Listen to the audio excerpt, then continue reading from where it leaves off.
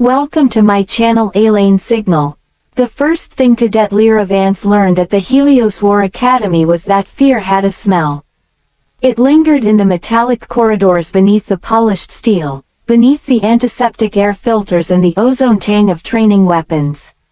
Fear clung to the cadets who washed out. It followed them to the transport docks when they were dismissed in quiet shame. Helios did not forgive weakness. Commander Rax Corvin made sure of that. He stood at the center of Training Hall 7 like a blade given human shape, tall, narrow-eyed, with a voice that could slice through titanium. Veterans said he had once broken a siege on the moon of Draith by ordering a counterassault that killed half his own unit but saved the colony. To Corvin, mercy was inefficiency. And inefficiency was treason. Lira stood at attention with 30 other cadets as Corvin paced before them.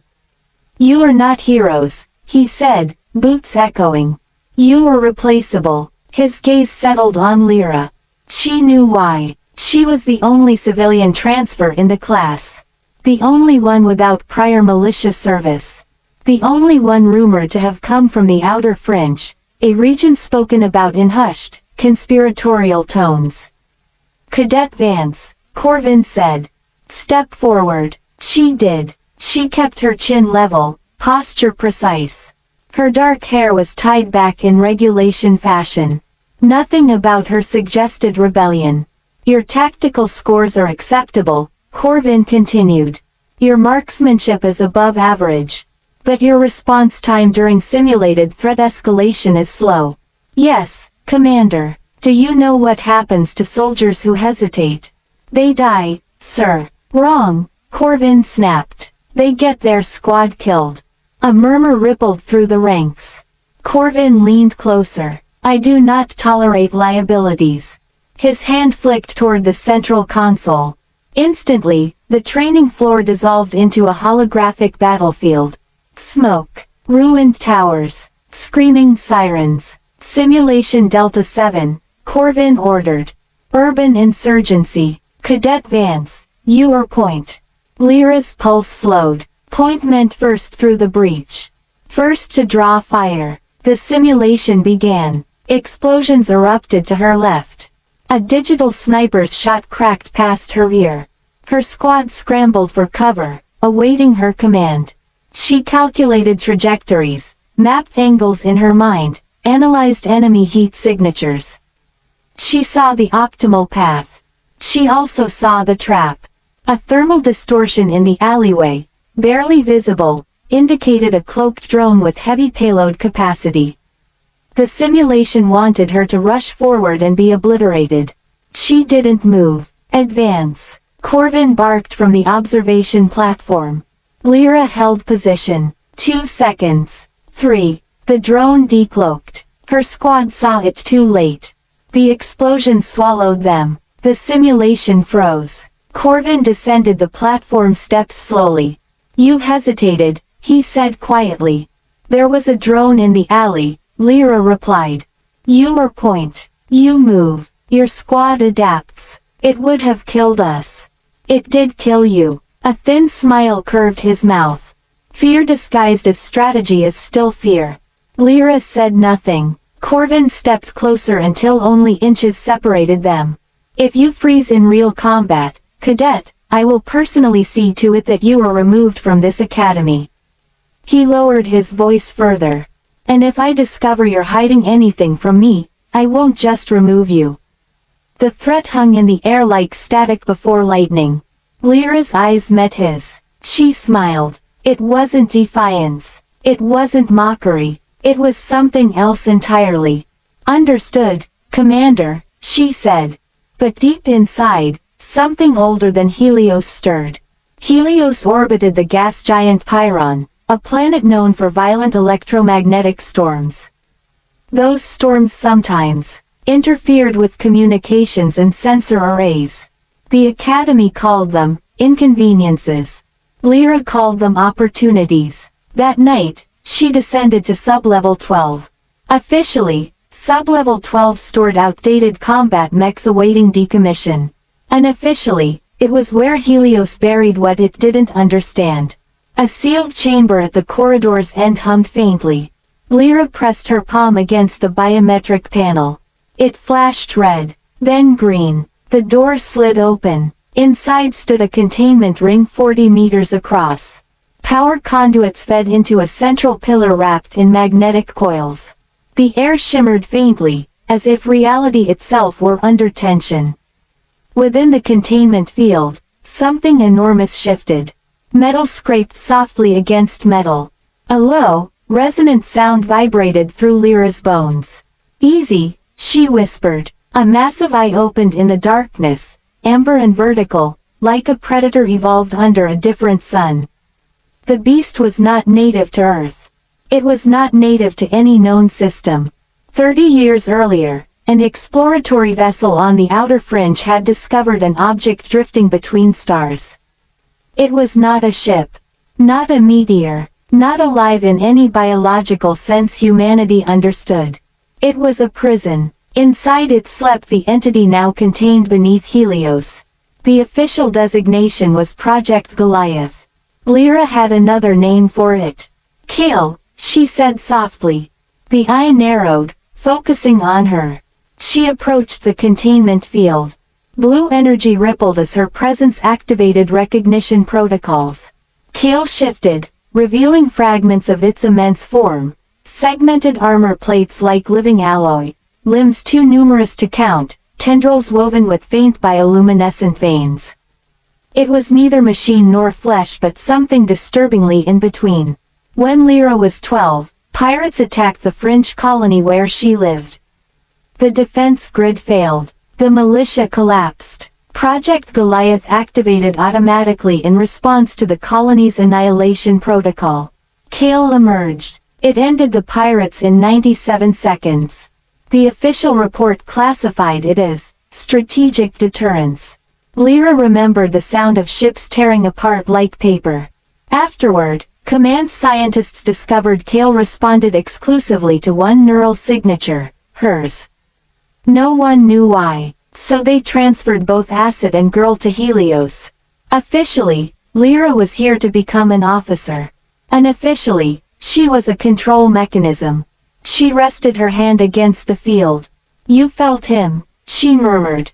"Didn't you?" Kale's low rumble deepened. It sensed threat instinctively, especially threats directed at her. The Academy believed Kale was dormant. It wasn't. It was listening. 3 days later, Helios received an unscheduled transmission. Unknown origin. Encrypted beyond standard military decryption. Commander Corvin ordered lockdown. The transmission repeated on all frequencies. Then the gas giant's storm systems intensified beyond predicted parameters. Lightning laced across Pyrrhon's atmosphere in planetary scale arcs. Helios trembled. "Commander," a technician shouted from the operations deck. "We have incoming signatures, multiple. They're emerging from the storm."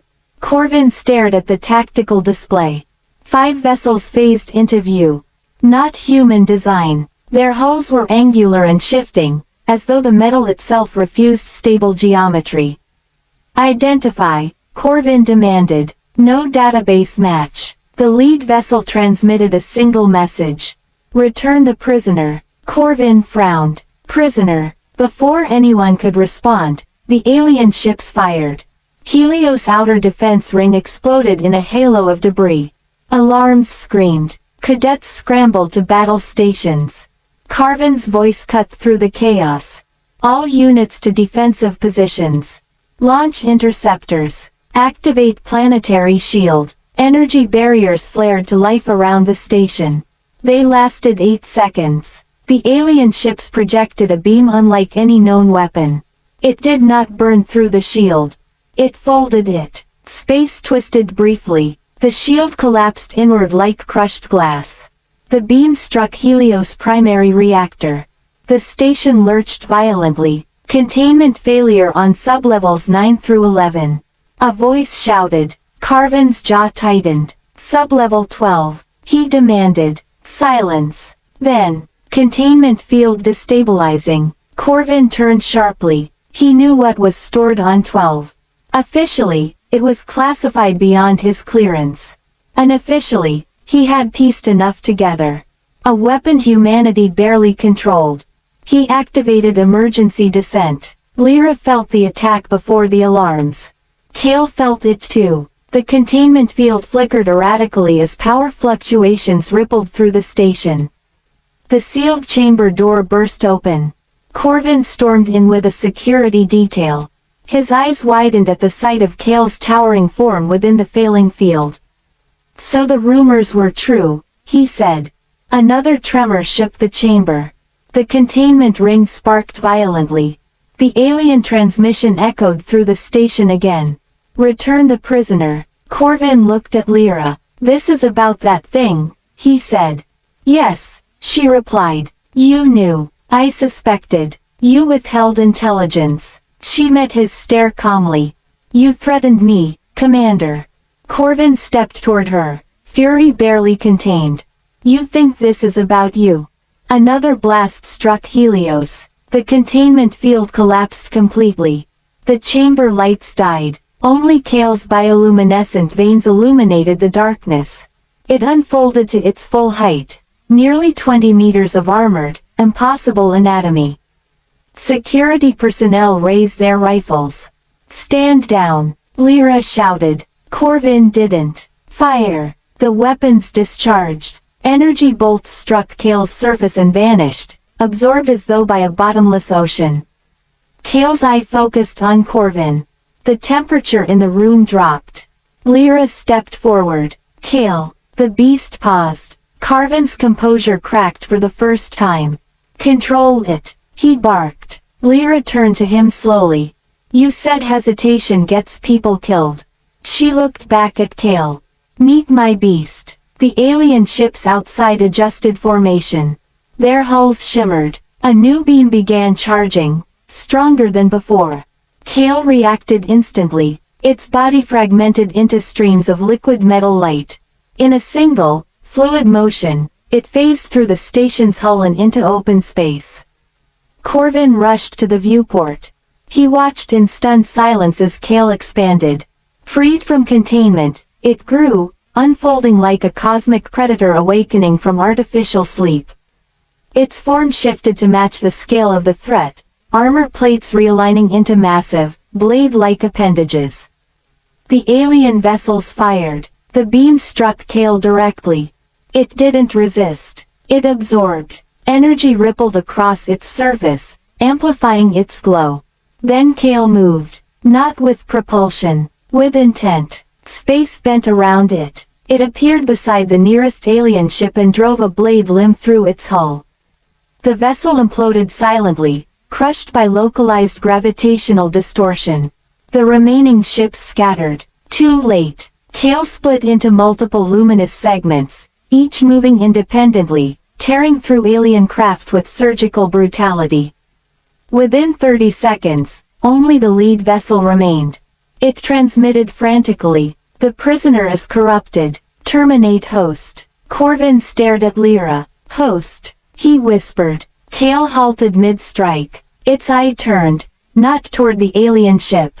Toward Helios. Toward her. The final alien vessel redirected. Its weapon toward the station. A suicide blast. Lira felt Kale's instinct surge. Protect the host at all costs. That protection would mean annihilating everything in proximity. Including Helios. Including thousands of cadets. She stepped to the viewport, placing her hand against the reinforced glass. Kale, she said softly. The beast trembled in orbit. You don't have to destroy everything. The alien beam charged. Seconds remained. Trust me. Kale shifted. Instead of attacking the alien vessel directly, it compressed, condensing into a singular, brilliant point. It darted forward and enveloped the alien ship entirely. Light erupted across orbit, but it wasn't an explosion. It was containment. Kale reappeared moments later, smaller, dimmer, drifting near Helios. The alien vessel was gone. Consumed. Imprisoned. The storm around Pyrrhon began to calm. Silence fell over the station. Emergency crews worked for hours stabilizing Helios. Casualties were minimal. The Academy survived. Corvin stood alone in Training Hall 7 as Lira entered. He turned slowly. "You could have let it wipe them out instantly," he said. "Yes. You could have let it wipe us out." "Yes." He studied her expression. "Why didn't you?" She considered the question. "Because power without restraint is just another form of fear." Corvin exhaled slowly. For the first time, there was no blade in his posture. "You're not a liability," he said quietly. "No, sir." He gave a short nod. "Helios will need officers who understand the weapons we barely comprehend." Lira glanced toward the viewport, where Kale now orbited silently like a guardian star. "It's not a weapon," she said. Corvin didn't argue. Far beyond Pyrrhon's atmosphere, something older than empires watched and waited. The alien ships had called Kale a prisoner. But prisoners can escape, and some cages are built not to hold monsters, but to protect the universe from them. Helios would never smell fear the same way again. Thank you for listening. Subscribe for more cinematic science fiction stories.